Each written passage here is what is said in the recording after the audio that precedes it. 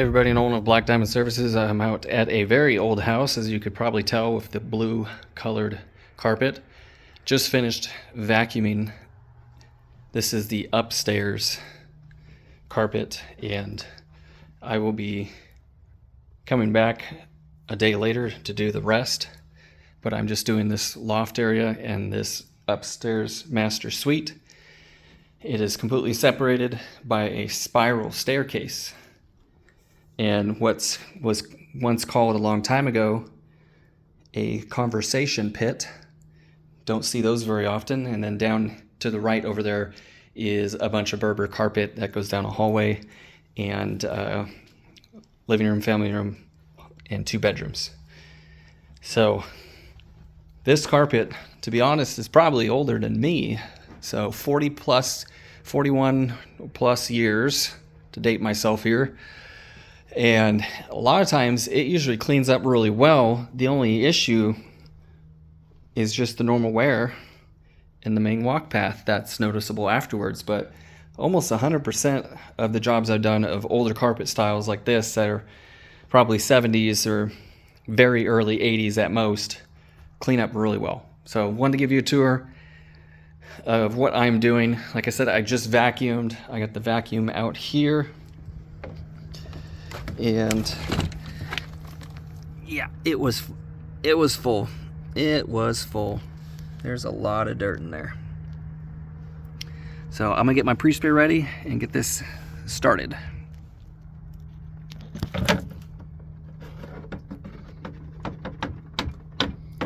Woo. Okay, so what I'm using here is Black Label and Puro 2 from Truckmount forums.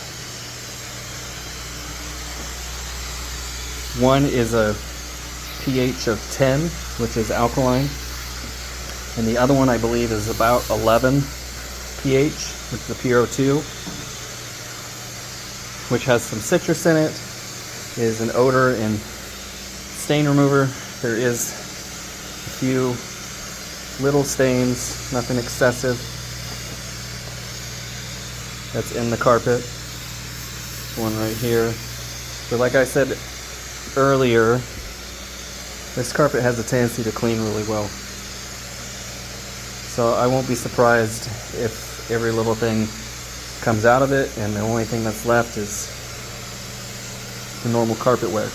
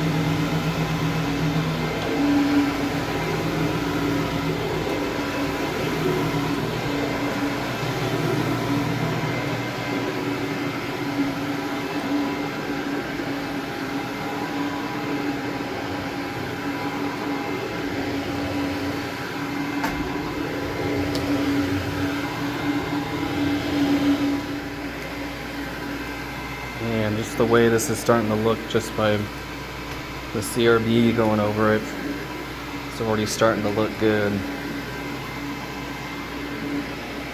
I'm telling you, I wish they made carpet like they used to. Held up a lot better, cleaned up easier. Good thing never lasts too long, apparently.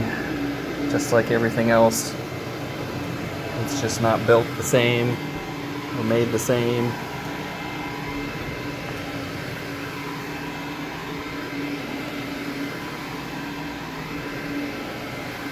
But sure does clean up nice. Alright, so here's why, again, the CRB is so important. Look at all this junk that got picked up out of the carpet. Hair, dirt, and whatever else that's been tracked in there for who knows how long.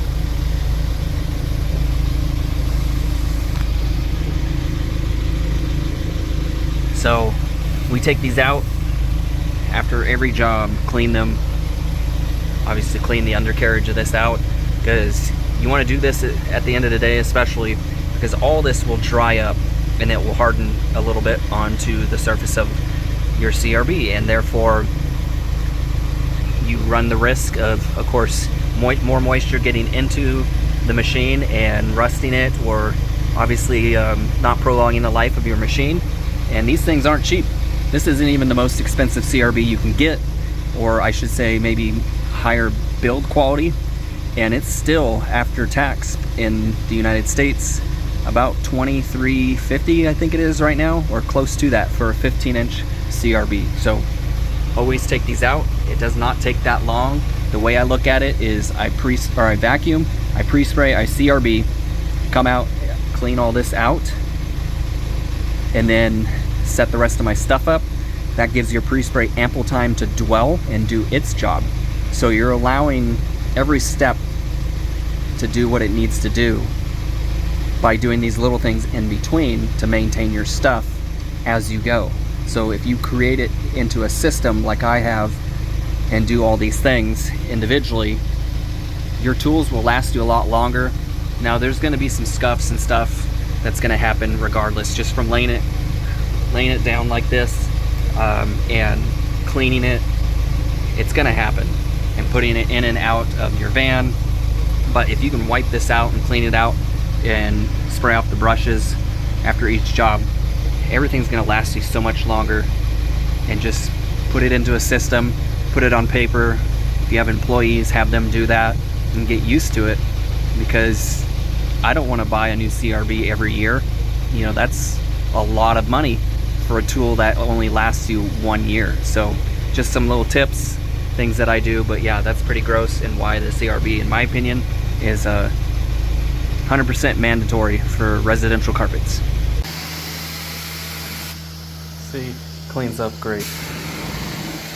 Love this old carpet. You just can't beat it. It's not attractive looking color-wise, in my opinion, but it does clean up well.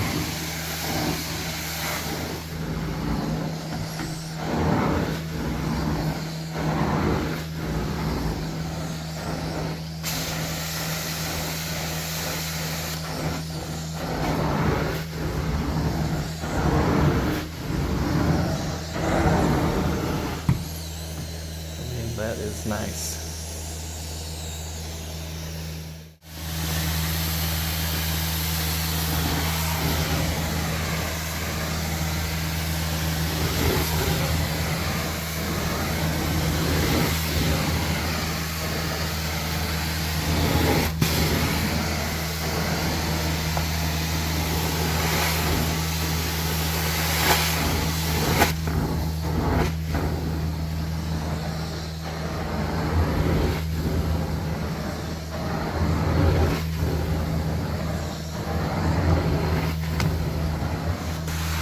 Same idea with the blue carpet. Cleans up wonderfully. Definitely one of the most satisfying carpets to clean, just for the ease of it. Even though it's kind of tacky and not modern at all.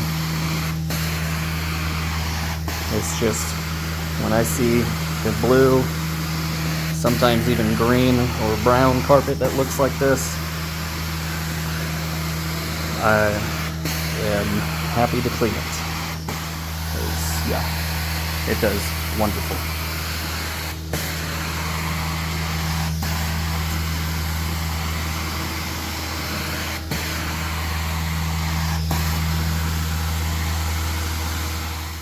So here's another reason why, or at least a reason why, if you're new to the channel, that getting a pre-filter is a wise choice for your truck mount.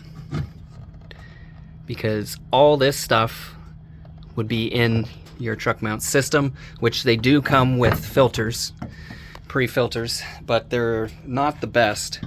And I find this to be much faster to clean out than to open up the waste tank of your Truckmount, or if it has one prior to the waste tank. Some of them do. I don't know if all of them do, but my other machine, the Everest 650, does have that. But we still run a Boss filter, which is what this one's called, as you can see. And these are 5-gallon paint strainer bags. And so all you have to do is put one in, take it out and toss it away. And then every once in a while, this grate that's in here, cylinder grate, you just have to spray it off. And now the filters in the machine and the pre-filter, if it has it, you only have to check them maybe once a week is what I've noticed, even with real bad ones, because this catches most of it. So it minimizes your maintenance that is required. Also, if you have a bigger Truckmount like this one, I run 2 of these 2-inch hoses to the back of this, and then, as you may have saw, I cap one side off unless I'm dual wanding and leave one open. So I've noticed this helps maximize my suction power too, because I'm running 4 inches of hose to the back of this, and I usually either have at least 15-20 feet of the 2-inch hose, you know, cut for each side of it. In this case right now, because I just haven't cut it, I'm running actually 2 50-footers from the Truckmount to the back of this. And so I get a lot of good heavy suction. This machine's quite strong. I mean, look how big this thing is. It's got like a 56 horsepower Kubota engine in it. And this machine has just shy of 600 CFM and up to 20 inches of lift. Both my other machines max out at about 13 inches of lift. The Everest has 650 CFMs, but because of the big time increase in lift, I get faster dry times with this machine. And then my other one is a Boxer 421. That one I believe has 300 CFM and maxes at like 13 inches of lift, and it still does a good job. It's a great entry unit. I don't know if they still make them, but I found one used and picked it up with a van, and it does great. So have this in front of your machine and lower your maintenance.